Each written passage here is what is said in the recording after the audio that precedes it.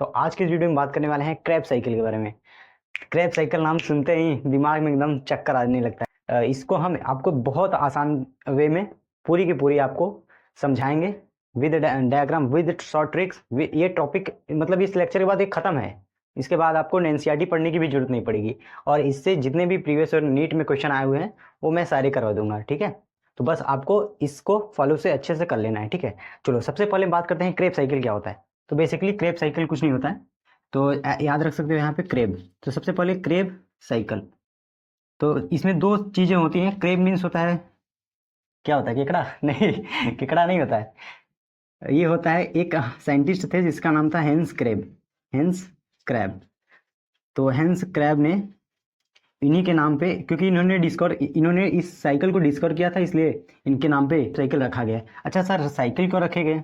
क्योंकि ये साइक्लिक होता है। क्या? बिल्कुल, साइकिल साइक्लिक होता है। अब साइक्लिक कोई चीज कैसे हो सकता है? अगर रिपीटिशन होता है ना, एक चीज से स्टार्ट होके, एक पॉइंट से स्टार्ट होके फिर वहीं पॉइंट पे आता है, तो इसे बोलते हैं साइक्लिक प्रोसेस। ठीक है, साइकिल को रिपीट करना। वो क्लॉकवाइज भी हो सकता है, एंटी क्लॉकवाइज भी हो सकता है, लेकिन यहाँ पे हम ना क्लॉकवाइज चलेंगे। ठीक है, इस तरह से डायरेक्शन बेसिकली पार्ट होता है रिस्पिरेशन का। ठीक है सर, ये रिस्पिरेशन क्या होता है? वही होता है रिस्पिरेशन जिसमें ग्लूकोज का ब्रेकडाउन होता है और फाइनली हमें एनर्जी मिलती है, जिससे हम कुछ भी अपना काम कर सकते हैं, जैसे पढ़ना, लिखना, सोना, बैठना इत्यादि हम काम कर सकते हैं। ठीक है, तो बेसिकली ब्रेकडाउन होता है ग्लूकोज का यहाँ पे। ठीक है, ग्लूकोज जब ब्रेकडाउन होता है, वो ब्रेकडाउन होता है कई सारे चरणों में, कई सारी स्टेप्स में। तो जो फर्स्ट स्टेप होता है ग्लूकोज का, जब ब्रेकडाउन होता है तो पहला स्टेप यहाँ पे पायरुविक एसिड बनता है। पायरुविक एसिड बनता है। ठीक है, फर्दर पायरुविक एसिड का ब्रेकडाउन होगा तो बनेगा एसिटाइल कोएंजाइम। ठीक है, एसिटाइल कोएंजाइम में पायरुविक एसिड।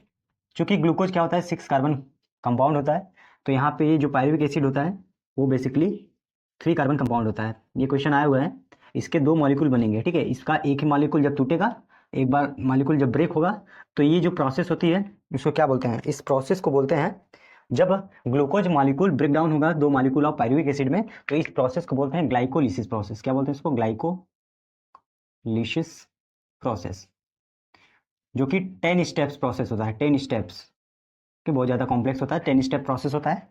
ठीक है, इसमें कितनी एनर्जी बनते हैं, कैसे क्या होता है, सारी चीज़ों हम नेक्स्ट वीडियो में देखेंगे, क्योंकि इस वीडियो में मेन मकसद मेरा है क्रैब साइकिल के बारे में। ठीक है, तो ये जो होता है ग्लूकोज का जब ब्रेकडाउन होता है तो 2 मॉलिक्यूल ऑफ पायरुविक एसिड बनता है, जो कि 3 कार्बन कंपाउंड होता है, पायरुविक एसिड। ठीक है, अब यहाँ पे CO2 निकल जाता है एक। ठीक है, इसमें CO2 निकल जाता है इस प्रोसेस में, यानी ये वाला जो पायरुविक एसिड जब ब्रेक डाउन होता है एसिटाइल कोएंजाइम में चलते हैं, एक CO2 निकलता है। तो ये 3 कार्बन कंपाउंड है, तो ये एसिटाइल कोएंजाइम कौन सा कार्बन कंपाउंड हो जाएगा? 2 कार्बन कंपाउंड हो जाएगा। अब यहाँ पे एक चीज बनती है जिसे बोलते हैं NaDH2, यानी NaDH से NAD प्लस से NaDH2 बनता है। ठीक है, इस तरह से ये बन जाता है। अब ये क्या होता है, कैसे होता है, भी बाद में बताएंगे। ठीक है, अब इस वाले रिएक्शन को हम क्या बोलते हैं? बेसिकली इस वाले रिएक्शन को, जो पायरुविक एसिड से एसिटाइल कोएंजाइम में बनता है, इसको बोलते हैं link reaction. Link reaction. Sir link reaction क्यों बोले? क्योंकि ये लिंकिंग का काम कर रहा है ना। अब सर किसको लिंक करने का काम कर रहा है? देखो, इस जो ग्लाइकोलिसिस है, यानी जो ग्लूकोज से पायरुविक एसिड बनना है, तो ये ग्लाइकोलिसिस प्रोसेस है। और यहाँ पे देखो चलेगा, यहाँ से एक साइक्लिक प्रोसेस होता है जिसे बोलते हैं क्रैब साइकिल। Krebs cycle. ठीक है, तब क्रैब साइकिल और ग्लाइकोलिसिस प्रोसेस को लिंक करने का काम कर रहा है, तो इसलिए लिंक रिएक्शन होते हैं। और उसमें लिंक रिएक्शन में इंटरमीडिएट होगा हमारा एसिटाइल कोएंजाइम में। तो ये आपके नीट में क्वेश्चन आया हुआ है कि कौन सा ऐसा इसमें मॉलिक्यूल है, इसमें कौन सा ऐसा कंपाउंड है जो कि लिंकिंग का काम करता है क्रैब साइकिल और ग्लाइकोलिसिस में। तो आप बता सकते हो एसिटाइल कोएंजाइम में, जो कि 2 कार्बन कंपाउंड है। ये भी इंपॉर्टेंट है, ये भी आ रहा है क्वेश्चन है। ठीक है, चलो अब फर्स्ट स्टेप क्या होता है? ऑक्जेलो एसिटिक एसिड, यानी इस रिएक्शन में, क्रैब साइकिल रिएक्शन में, जो पहला मॉलिक्यूल होता है ऑक्जेलो एसिटिक एसिड होता है, जो कि एसिटाइल कोएंजाइम A के साथ रिएक्ट करके कंडेंसेट फॉर्म में बनाएगा हमारा सिट्रिक एसिड। क्या बोलते हैं? सिट्रिक एसिड बनाएगा, डेंस फॉर्म में बनेगा सिट्रिक एसिड। ठीक है, ये दोनों मिलके बनाएंगे। अब इसके जो मिलके बना रहा है, तो एक इंजाइम भी वर्क करेगा, तो इंजाइम के प्रेजेंस में ही होगा चीजें। देखो इंजाइम के प्रेजेंस में क्यों होती है? क्योंकि रिएक्शन को फास्ट करना होता है, तो इंजाइम के प्रेजेंस में रिएक्शन और तेज हो जाता है, तो इंजाइम के प्रेजेंस में करेंगे। तो इसमें जो इंजाइम यूज होता है इस प्रोसेस में, जब एसिटाइल कोएंजाइम है जो कि 2 कार्बन कंपाउंड है, और यहाँ पे ऑक्जेलो एसिटिक एसिड जो कि 4 कार्बन कंपाउंड है, ठीक है, ऑक्जेलो एसिटिक एसिड, यहाँ पे मैं आपको लिख दे रहा हूँ ऑक्जेलो एसिटिक एसिड, जो कि 4 कार्बन कंपाउंड है।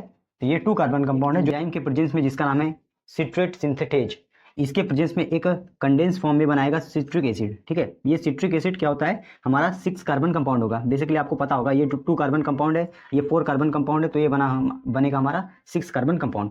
और इसके बाद इस पूरे साइकिल में कौन कौन सी चीज़ें बनेंगी, कौन कौन से एंजाइम यूज करेंगे, ठीक है, और कौन कौन सी चीज़ें निकलेंगी, एनर्जी भी फॉर्मेशन होगा, इन सारी चीज़ों को यहाँ पे हम डिस्कस करने वाले हैं। ठीक है, ये सब बेसिकली क्या था, एक ओवरव्यू था आपको समझाने के लिए। अब आपको और अच्छे से क्लियरिटी समझ में आएगी। हम बेसिकली क्रेब्स साइकिल के यहाँ पे स्टडी करेंगे। ठीक है, इसमें कौन कौन सी चीज़ें होते हैं आपको थोड़ा सा एक ओवरव्यू दिखा देते हैं। ठीक है, इसी वाली जो साइकिल को हम तोड़ के बड़ा करके आपको सिखाएंगे और इसके टिप्स और ट्रिक्स दिमाग में आपके एकदम छाप देंगे। ठीक है, ये देखो, इसके बाद क्या है, IO अल्फा SSFMO,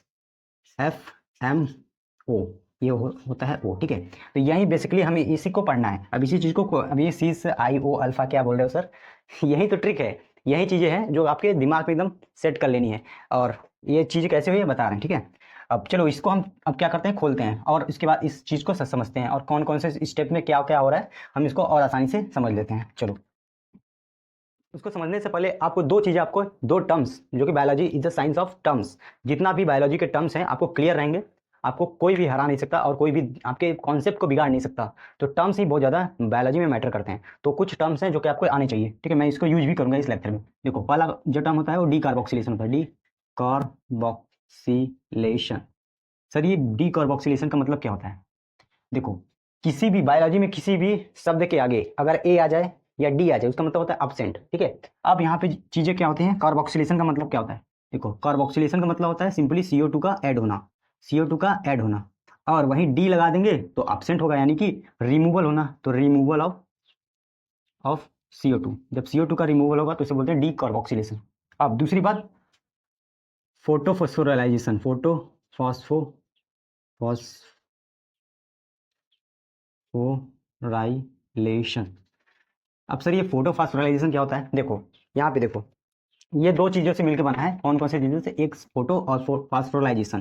फास्फोराइलेशन का मतलब होता है फॉस्फेट का जुड़ना, एडिशन ऑफ फॉस्फेट ग्रुप। जैसे अगर हम बात करें ADP, इसे बोलते हैं एडिनोसिन डाई फॉस्फेट। ठीक है, अब इसमें अगर हमने फॉस्फेट जोड़ दिया, इनऑर्गेनिक फॉस्फेट है, जोड़ दिया इसमें, तो ये बनेगा क्या? ATP। इसे बोलते हैं एडिनोसिन ट्राई। देखो यहाँ पे डाई था, अब एक जुड़ गया इनऑर्गेनिक फॉस्फेट, तो बोलते हैं ट्राई फॉस्फेट। ठीक है, बेसिकली एक हमने यहाँ पे जोड़ा है तो इसे बोलते हैं, जोड़ेंगे तो फॉस्फोराइलेशन होगा। अगर वही चीज लाइट के प्रेजेंस में जोड़ेंगे, यानी कि इनऑर्गेनिक फॉस्फेट को लाइट के प्रेजेंस में जोड़ दिया, तो इसे बोलते हैं फोटोफॉस्फोराइलेशन। ठीक है, अब एक शब्द और याद करो, देखो, अगर इसी के आगे हमने लगा दिया ऑक्सीडेटिव, इसका मतलब क्या होता है? ऑक्सीडेटिव का मतलब होता है ऑक्सीजन के प्रेजेंस में ना, नहीं यहाँ पे ऐसा नहीं है। हाँ, वो तो ऑक्सीजन के प्रेजेंस में होगा ही, लेकिन ये देखो, ये ऑक्सीडेटिव का मतलब होता है, ऑक्सीडेटिव फोटोफॉस्फोराइलेशन का मतलब होता है, और एक होता है सबस्ट्रेट लेवल फोटोफॉस्फोराइलेशन। दो टाइप का भी पढ़ेंगे, ऑक्सीडेटिव फॉस्फोराइलेशन और सबस्ट्रेट लेवल फॉस्फोराइलेशन। इसका मतलब होता है ये कैश ऑन डिलीवरी होता है, कैश ऑन डिलीवरी। मतलब यहाँ पे क्लास 9th और 10th वाले मत आ जाना भैया, पहले बता देते हैं, हाथ जोड़ के यहाँ से विनम्र निवेदन है कि क्लास 9th और 10th वाले यहाँ से निकल जाएं। बस यहाँ पे नीट वाले स्टूडेंट आए जो कि 11th 12th में हैं, वो वाले स्टूडेंट, उनके लिए कॉन्सेप्ट है। ठीक है, ये देखो, जो सबस्ट्रेट लेवल होता है मतलब कैश ऑन डिलीवरी होता है, मतलब वो जो पैसा होगा वो आपको कैश में मिलेगा, हाथ का हाथ मिल जाएगा। ठीक है, हाथ का हाथ। वही चीज जो ऑक्सीडेटिव होता है, ये ऑक्सीडेशन होने के बाद, यानी कि आपको चेक के फॉर्म में मिलेगा। चेक देखते हो ना, बैंक में चेक वगैरह देखते, बहुत ज्यादा पैसा साइन कर देंगे तो बैंक वालों को दोगे तो वहां पे निकलेगा, और वो बैंक में जाना पड़ेगा तभी मिलेगा, ऐसे आपको हाथ में नहीं मिल पाएगा पैसा। यहाँ पे तो सबस्ट्रेट लेवल का मतलब होता है आपको हाथ में, पूरा हाथ में रख दिया पैसा, लो जाओ। अगर वहीं चेक की बात करें, यहाँ पे ऑक्सीडेटिव मतलब, एक ऑक्सीडेटिव मतलब होता है चेक के फॉर्म में आपको तो मिल रहा है। यहाँ पे साइकिल के बारे में, ठीक है, यानी कि OAA ऑक्जेलो एसिटिक एसिड था, यहाँ पे एसिटाइल कोएंजाइम है, एसिटाइल कोएंजाइम ए, ठीक है, जो कि इसके साथ मिलकर हमारा सिट्रिक एसिड बनाता है, सिट्रिक एसिड, ठीक है। अब ये जाके I O alpha double S F M और ओ, ठीक है। ये इस तरह से ये साइकिल चला है। अच्छा सर, ये साइकिल में आपने बताया है यहाँ पे, ये साइकिल में इसे बोलते हैं क्रेब साइकिल। तो क्रेब साइकिल में इसको हम बोलते हैं TCA साइकिल, यानी कि try carboxylic acid cycle. Try carboxylic मतलब देखो, ये कार्बोक्सिलिक ग्रुप होता है, अब आई होप आपको पता होगा कार्बोक्सिलिक ग्रुप, इसके आगे हमने 3 लगा दिया, ये होता है ट्राई कार्बोक्सिलिक ग्रुप हो गया, ठीक है। ट्राई कार्बोक्सिलिक एसिड साइकिल क्या बोलते हैं इसको, ट्राई कार्बोक्सिलिक एसिड साइकिल, ठीक है। अच्छा, अब किस किस स्टेप में, ठीक है, क्योंकि ये साइकिल है, इसमें क्या हो रहा है, एनर्जी निकलेगी। अब ये साइकिल चलाई क्यों जाती है, क्योंकि हमें एनर्जी चाहिए, energy in the form of ATP, in the form of FADH2, in the form of NADH2। Sir ये FADH2 NADH2 क्या होता है अभी बताएंगे, ठीक है। ये देखो, ये जो है यहाँ पे किस किस फॉर्म में, देखो इसमें CO2 भी निकलेगा, तो किस स्टेप में क्या निकलेगा और किस स्टेप में कौन सी एनर्जी बनेगी, ये सारी की सारी स्टेप्स एक चुटकियों में आपको समझाएंगे, एक चुटकियों में बजा के आप पूरे के पूरे PYQ जिसमें आए हुए क्वेश्चन सारी के सारे NCERT को एक एक लाइन समझ में आएगी इस लेक्चर के माध्यम से, ठीक है। चलो सबसे पहले इसको हम खोलेंगे, ठीक है, इसको खोलेंगे, इस प्रोसेस को याद रखना, स्टेप थर्ड स्टेप नहीं, इससे इसमें कन्वर्ट हो रहा है फर्स्ट स्टेप, और इससे इसमें कन्वर्ट होता है सेकंड स्टेप, तो ऐसे कुल मिला के 9 स्टेप है। अगर हमने इसको फर्स्ट ना माने, इसको बेसिकली हम तो चलो हम इसको 0 स्टेप मान लेते, कोई दिक्कत नहीं, यहाँ पे सहूलियत, यहाँ पे इसको फर्स्ट मन मानना, नहीं तो इससे आपको दिक्कत हो जाएगा, ठीक है। इसको हमने फर्स्ट माना, इसको सेकंड माना, इस तरह से 9 स्टेप है, आपको हम यहाँ पे खोल के बता रहे हैं, देखो। तो क्रेब साइकिल का यहाँ पे ट्रिक्स क्या है ये देख लेते हैं, ठीक है। अब ये ट्रिक आपको याद रखना पड़ेगा, एकदम दिमाग में सेट कर लो। कौन कौन सा ट्रिक है, देखो नेम याद करने का, तो पहली बात तो पूरे जो चार्ट था इसका नेम ही याद करना पड़ा है, अपने आप में कॉम्प्लेक्स होता है। ऐसे याद करो, पहले लिखोगे C, ठीक है, C के बाद लिखोगे सिस, फिर उसके बाद क्या लिखोगे, फिर उसके बाद O, फिर अल्फा, ठीक है, इस तरह से लिखो, सिस C सिस IO अल्फा, बोलो बोलो बोलो बोलो, C सिस IO अल्फा, ठीक है, इतना हो गया। उसके बाद लिखो डबल S, ठीक है, डबल S, उसके बाद लिखो FMO, बस खत्म, बस इसके बाद कुछ है ही नहीं, क्रेब साइकिल में कुछ है ही नहीं, ठीक है। अब इतना याद आ गया ना, यही बस यही कॉम्प्लेक्स होता है, यही चीजें होती है, याद रखना। अब ये जो होता है पहला लेटर है, तो इसके सारे के नाम को हम लोग समझ लेते हैं यहाँ पे। तो यहाँ पे देखो, ये होता है हमारा सिट्रिक एसिड, क्या होता है, सिट्रिक एसिड। ये होता है सिस अपोनिटिक एसिड, इनके नेम हम लिख रहे हैं, ठीक है। इसको बोलते हैं आइसो सिट्रिक एसिड, इसे आइसोसिट्रेट भी बोल सकते हैं, कोई दिक्कत वाली बात नहीं है। इसे बोलते हैं oxalo succinic acid, oxalo succinic acid बोलो या ऑक्सैलो सक्सिनेट बोल सकते हो, ठीक है। इसको क्या बोलते हैं, अल्फा कीटो ग्लूटारिक एसिड, इसको क्या बोलते हैं, सक्सिनाइल एसिड। कितने लोग तो चक्कर में पड़ जाएंगे कि क्या बोले सर, सक्सिनाइल एसिड हो गया, सॉरी सक्सिनाइल कोएंजाइम है, सॉरी वो एंजाइम है हम, ठीक है, सक्सिनाइल कोएंजाइम है, यहाँ पे सक्सिनिक एसिड होता है, इसको क्या बोलते हैं, सक्सिनिक एसिड, ठीक है।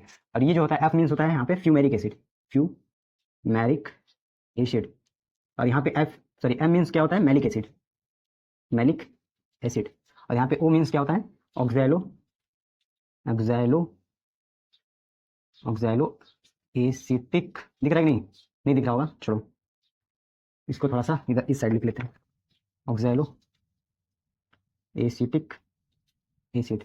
यहाँ पे आपको गौर करने वाली बात है, दो चीजें यहाँ पे आप ध्यान दो, कि जो यहाँ पे O है, ठीक है, यहाँ भी आ रहा है और यहाँ भी आ रहा है, ठीक है।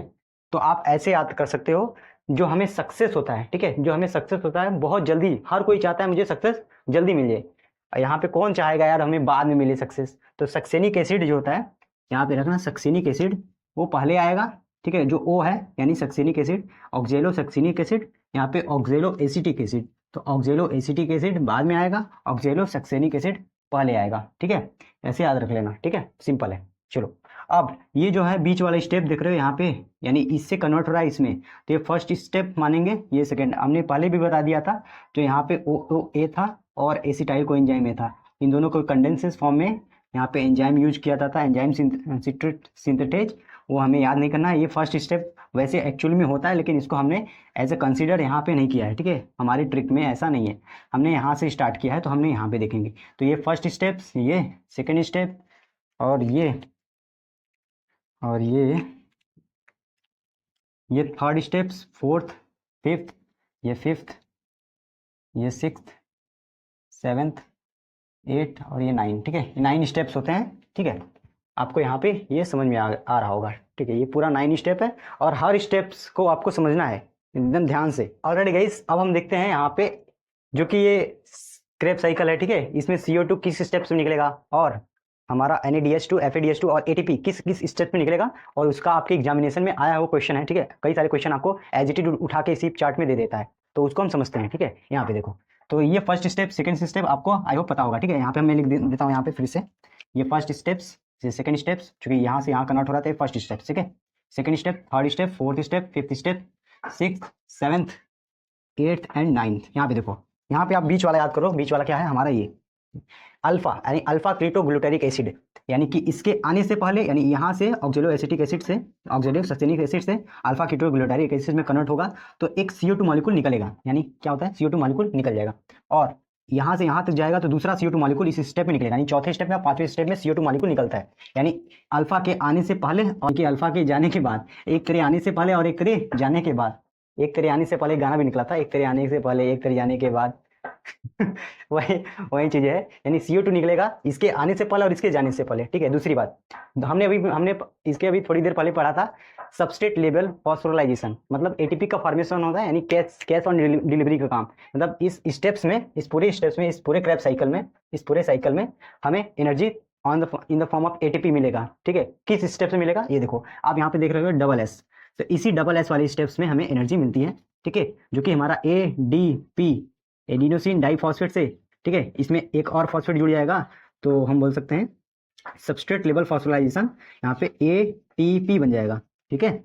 बट यहाँ पे ATP और ADP ना देके यहाँ पे NCERT वालों ने क्या दिया है, GTP ये दे दिया है, तो आप लोग यहाँ पे इसको GDP से GTP कर सकते हो, कोई दिक्कत वाली बात नहीं है, होता ATP ही है, बस नेम चेंज हो गया, कोई दिक्कत वाली बात नहीं है। यानी SS के बीच में ये चीजें होंगी, सबस्ट्रेट लेवल फॉस्फोराइलेशन होता है यहाँ पे इस स्टेप में। अब दूसरी बात, यहाँ पे याद रखो, जो ऑड नंबर होते हैं, ऑड नंबर क्या होते हैं, नंबर क्या होते हैं, यहाँ पे 1 भी होता है, 3 भी होता है, 5 भी होता है, 7 भी होता है, 9 होता है, तो ये क्या होते हैं, ऑड नंबर, हमने इसको नहीं लेना है, ठीक है। अब यहाँ पे देखो, ये होता है हमारा एनर्जी, ये जो स्टेप्स होते हैं हमें एनर्जी देते हैं, वो एनर्जी किस किस फॉर्म में दे सकते हैं, वो देते हैं एनर्जी फोटो, अभी हमने थोड़ी देर पहले बताया था, फोटो फॉस्फोराइलेशन होता है, बट ऑक्सीडेटिव फोटो फॉस्फोराइलेशन होता है, यानी कि हमें चेक के फॉर्म में एनर्जी मिलेगी, डायरेक्ट एनर्जी नहीं मिलेगी। तो यहाँ पे देखो, ये जो GT बना ये डायरेक्ट मिल रहा था,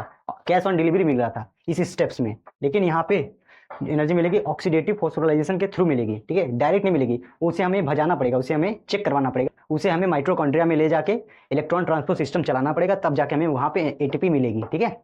वो कैसे मिलेगी, यहाँ पे देखो, अब ये जो चेक के फॉर्म में मिलता है, वो क्या होती है, 2 टाइप की होती है, एक होते हैं NADH2, एक होता है FADH2, ठीक है। आप यहाँ समझ सकते हो, यहाँ पे NADH2 FADH2, ठीक है, ये होती है चेक। अब इसको हम जब बैंक में ले जाएंगे, यानी कि माइटोकॉन्ड्रिया में ले जाएंगे, और इसका वहाँ पे प्रोसेस होगा इलेक्ट्रॉन ट्रांसपोर्ट सिस्टम में, तो हमें इससे जो कि इसका ब्रेकडाउन होगा, तो इससे मिलेगा 3 ATP मॉलिक्यूल मिलेगा, और यहाँ पे FADH2 का जो चेक कटेगा, तो यहाँ पे 2 ATP हमें मिल जाएगा, ठीक है। बेसिकली यहाँ पे ये होता है, और GTP से हमें क्या मिलता है, 1 ATP मिलता है, ATP आपको पता ही होगा, कोई दिक्कत वाली बात नहीं है, तो यहाँ पे आप समझ सकते हो। अच्छा सर, ये GTP FADH2 और NADH2 किस किस स्टेप में हमें मिलेगा, ये थोड़ा बता दो। तो यही तो है, यानी इस वाली स्टेप में, इस वाली स्टेप में, इस वाली स्टेप में, और इस वाली स्टेप में आपको NADH2 और FADH2 मिलेगा। अब सर ये तो बता दिए कि ये मिलेगा दोनों, लेकिन F वाला कहाँ पे मिलेगा, यानी FADH2 कहाँ पे मिलेगा और NADH2 कहाँ पे मिलेगा, तो आपको बेसिकली ये बताएंगे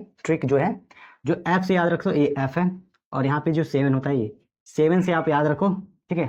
F से याद रखो फ्यूमेरिक एसिड, यहाँ पे देखो फ्यूमेरिक एसिड, यानी इस वाली स्टेप में हमें क्या मिलेगा, FADH2 FAD+ से FADH2 मिल जाएगा, यानी इस वाली स्टेप में हमें ये चीज मिल जाएगी FADH2, और बाकी जो बचे, यानी कि 3, 5 और 9 में हमें क्या स्टेप्स में NADH2 निकलेगा, ठीक है। यहाँ देखो, ये है 3, यानी कि इस स्टेप्स में NAD+ से NADH2 निकलेगा, ठीक है। यानी इस वाली स्टेप्स में आइसो, ठीक है, इस वाली स्टेप्स से, यानी यहाँ से कन्वर्ट होगा, तो इस स्टेप्स में NADH2 बनेगा, ठीक है, ये हो गया। और इस वाली स्टेप्स में बनेगा, 5th वाली स्टेप्स में बनेगा, ठीक है, यहाँ पे देखो 5th वाली स्टेप में भी बनेगा NAD+ से NADH2 बनेगा, और इस वाले स्टेप्स में बनेगा NADH2। NCERT में एक बहुत प्यारी लाइन लिखी गई है कि इसमें रिडक्शन हो रहा है, ठीक है। किसका रिडक्शन हो रहा है? NADH2 का रिडक्शन हो रहा है। 3 जगह पे NADH2 रिड्यूस हो रहा है और FADH2 भी रिड्यूस हो रहा है। तो इसमें FADH2 रिड्यूस कैसे हो रहा है, क्या क्राइटेरिया है? तो देखो, आप लोगों को पता होगा कि ऑक्सीडेशन नंबर में डिक्रीमेंट आएगा तो उसे बोलते हैं रिडक्शन होना। अगर वहीं ऑक्सीडेशन स्टेट में या ऑक्सीडेशन नंबर में जब बढ़ जाता है उसे बोलते हैं ऑक्सीडेशन होना। तो यहाँ पे देखो, क्योंकि इसका ऑक्सीडेशन स्टेट क्या है? NAD++1 है। आप सोचो किसी में +1 ऑक्सीडेशन स्टेट +1 है, उससे यहाँ पे देखो इसमें 0 ऑक्सीडेशन स्टेट है।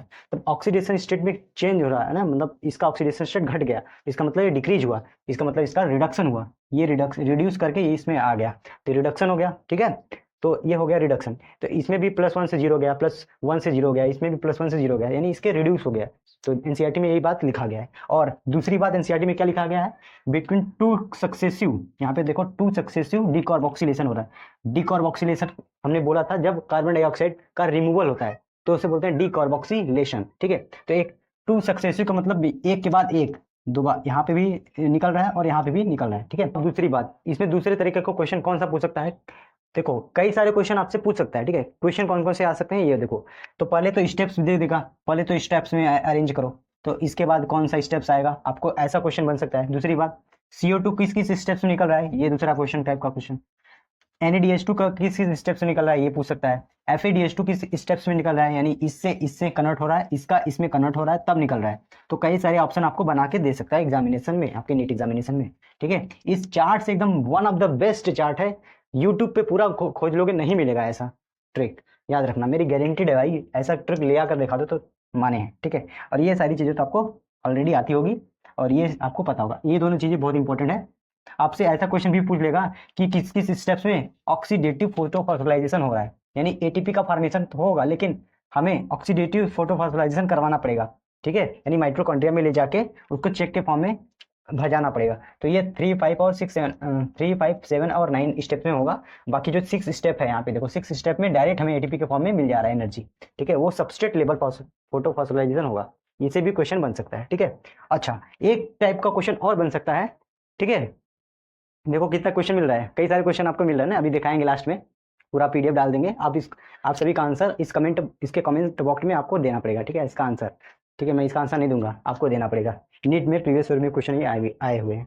चलो, दूसरे टाइप का क्वेश्चन इसमें ये बन सकता है कि बताओ कि जो ये सक्सिनिक एसिड है वो कितने कार्बन का कंपाउंड है, अल्फा कीटोग्लूटारिक एसिड है वो कितने कार्बन का कंपाउंड है। मैचिंग टाइप का क्वेश्चन आप ज्यादा नीट में पूछे जा रहे हैं, मैच करना है 2 कार्बन है कि 3 कार्बन है। तो ऐसे क्वेश्चन को आप हैंडल करने के लिए ये देखो, तो हमने देखा था, देखो OOA यानी ऑक्जेलो एसिटिक एसिड कितना कार्बन कंपाउंड था, 4 कार्बन कंपाउंड था। और वहीं हमारा जो एसिटाइल कोएंजाइम था वो 2 कार्बन कंपाउंड था। ये दोनों कंडेंस फॉर्म में आए तो हमारा सिट्रिक एसिड बना, जो कि हमारा 6 कार्बन कंपाउंड हो गया, ठीक है। ये 4 कार्बन, ये 2 कार्बन, तो ये हमारा बना 6 कार्बन। तो बेसिकली ये भी क्या होगा, 6 कार्बन, तो ये भी क्या होगा 6 कार्बन, और ये भी क्या होगा 6 कार्बन। अब चूंकि इसमें एक यहाँ पे डिकार्बोक्सिलेशन हो गया, एक CO2 निकल गया, तो बताओ आप कितने यहाँ पे कार्बन का बनेगा, ये 5 कार्बन कंपाउंड बनेगा, ठीक है। तो ये अल्फा कीटोग्लूटारिक एसिड जो है 5 कार्बन का होगा। अब बाकी एक और निकल जाएगा, तो यहाँ पे देखो एक और डिकार्बोक्सिलेशन हो रहा है, यानी कि एक और कार्बन डाइऑक्साइड निकल रहा है, तो यहाँ पे कितने कार्बन का बचेगा हमारा, ये बनेगा सक्सिनाइल कोएंजाइम है ना, सक्सिनाइल कोएंजाइम है और सक्सिनिक एसिड, तो ये कितने कार्बन के होंगे, 4 कार्बन के। बाकी जितने भी बचे 4 कार्बन के होंगे, ठीक है। 4 कार्बन 4 कार्बन 4 कार्बन, तो ये देखो ये भी 4 कार्बन हो गया। अब ये जो स्टेप्स है ऑक्जेलो एसिटिक एसिड यही है, ये OOA है, देखो ये OOA ही है, ये जो है OOA है, ऑक्जेलो एसिटिक एसिड ही है। ये जो चीज है ना, ये 4 कार्बन का ये है, ये पूरा चीज है, चेन में था, हमने उसको खोल दिया था ना, ये पूरा चेन में ही तो था, ठीक है। ये चीजें यही मिली थी पूरा, फिर ये हमें 4 कार्बन कंपाउंड मिल गया। और यहाँ पे देखो NAD+ और NAD+ और FAD+, ये दोनों क्या होते हैं, एक कैरियर होते हैं, इसको भी हमें फ्री करना होगा क्योंकि हमें आगे के एसिटाइल कोएंजाइम को आगे करना है, इस साइकिल को हमें कंटिन्यू करना है, ठीक है। इधर से खाना आ रहा है, इधर से हम खाना खत्म करते चले जाए, इधर से खाना ले रहा हूँ, इधर से खाना निकल रहा है। तो उस साइकिल को कंप्लीट करने के लिए, ताकि वो साइकिल रुके ना, तो उसके लिए हमें चाहिए तो इन सभी चीज़ों का रिक्वायरमेंट हमेशा रहेगी, तो ये हमें फ्री स्टेट में चाहिए। तो फ्री स्टेट में होते रहते हैं, जब इलेक्ट्रॉन ट्रांसपोर्ट सिस्टम में हो जाते हैं तो वहाँ से फ्री हो जाते हैं, तो फिर यहाँ पे आ जाते हैं, ठीक है। तो इस तरह से ये सारी चीज़ें कंप्लीटली फॉर्म में, साइक्लिक फॉर्म में चलती रहती है, कंटिन्यूअस प्रोसेस होती है, ठीक है, रिस्पिरेशन। तो इस तरह से एनर्जी बनती है, इस तरह से एटीपी बनती है। आई होप आपको बहुत अच्छा लगा होगा सेशन। अगर वीडियो पसंद आई हो तो अपने दोस्तों को जरूर से जरूर शेयर करिएगा, और आई होप आपका सारे क्वेश्चन बन जाएंगे। इन सारे क्वेश्चन का यहाँ पे फर्स्ट क्वेश्चन आपके स्क्रीन पे दिख रहा होगा, ठीक है। किस टाइप के 2020 में, 2017 में, 2015 में इस तरह से क्वेश्चन पूछा गया है, आप यहाँ पे देख सकते हो, आपके स्क्रीन पे दिख रहा होगा, ठीक है।